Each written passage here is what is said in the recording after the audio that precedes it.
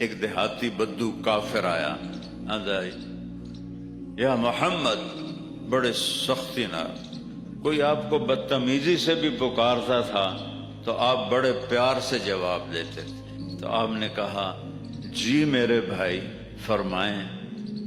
کہنے لگا تیری 3 باتیں ہماری سمجھ میں ہی نہیں آتی۔ تو آپ نے پوچھا کیا؟ تم کہتے ہو کہ ہم اپنے باپ دادے کا دین چھوڑ کے تیرا دین قبول کر لیں گے، کیوں؟ کوئی ساڑا دین چھوٹا ہے، اسی کیوں کریے؟ تو آپ مسکرائے، کہا اچھا اور کیا ہے؟ اور تو کہتا ہے روم بھی فتح ہو جائے گا، ایران بھی فتح ہو جائے گا، اس وقت یہ سپر پاور تھیں۔ اے تیرے مریداں دے تے چولے پورے کوئی نہیں، چادر پوری کوئی نہیں، پیراں جتی کوئی نہیں، انہاں ایران فتح کرنا ہے، انہاں روم فتح کرنا ہے۔ کہا اچھا اور تو کہتا ہے مر جائیں گے، مٹی ہو جائیں گے، پھر زندہ کیے جائیں گے، آج تک کوئی پیو دادا ساڈا اٹھ کے آیا ہے؟ تو آپ تھوڑا سا مسکرائے، فرمایا میرے پیارے تو دیکھے گا ایک دن تیری زندگی لمبی ہوگی انشاءاللہ۔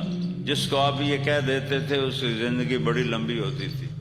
تو دیکھے گا کہ یہ سارا عرب میرا کلمہ پڑھے گا، اور تو دیکھے گا ایران بھی فتح ہوگا، روم بھی فتح ہوگا، اور باقی رہ گیا مر کے مٹی ہو جانا۔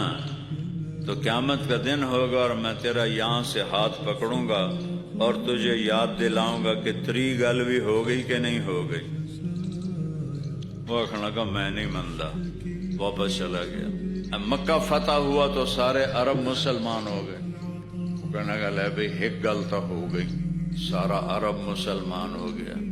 حضرت عمر کے زمانے میں روم بھی فتح ہو گیا، ایران بھی فتح ہو گیا۔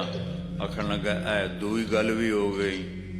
پھر اپنے آپ نو آخر لگو کہ جائیں تری نہ ہو جاوے تے چلتے جاتے کلمہ پڑھ لا، وہ نوے اگا لتر پمدے پہ ہمیں۔ تو وہ گھر چھوڑ کے مدینے آیا تو حضرت عمر کا زمانہ تھا، جا کے کلمہ پڑھا، مسلمان ہو گیا۔ جب وہ مسجد میں آتا تو حضرت عمر اس کے لیے کھڑے ہو جاتے تھے، جب بھی آتا تھا۔ تو صحابہ کو حیرت ہوتی تھی کہ جٹ جا بندہ ہے انہی پر وہ حضرت عمر کیوں کھلو جاتے؟ تو ایک دن انہوں نے آنکھوں میں سوال پڑھ لی، کہنے لگے میں دیکھتا ہوں تم حیران ہوتے ہو کہ میں اس بدو کے لیے کیوں کھڑا ہوتا ہوں۔ جس دن یہ میرے نبی کی محفل میں آیا تھا میں اس محفل میں موجود تھا، اور میرے نبی نے اس سے یہ بات کی، اور میرے نبی نے اس سے فرمایا تھا کہ قیامت کے دن تیرا ہاتھ پکڑ کے تجھے یاد دلاؤں گا کہ تری گل ہوگی کہ نہیں، اور قیامت کے دن جس کا ہاتھ میرے نبی نے پکڑ لیا جنت میں پہنچانے سے پہلے کبھی نہیں چھوڑیں گے۔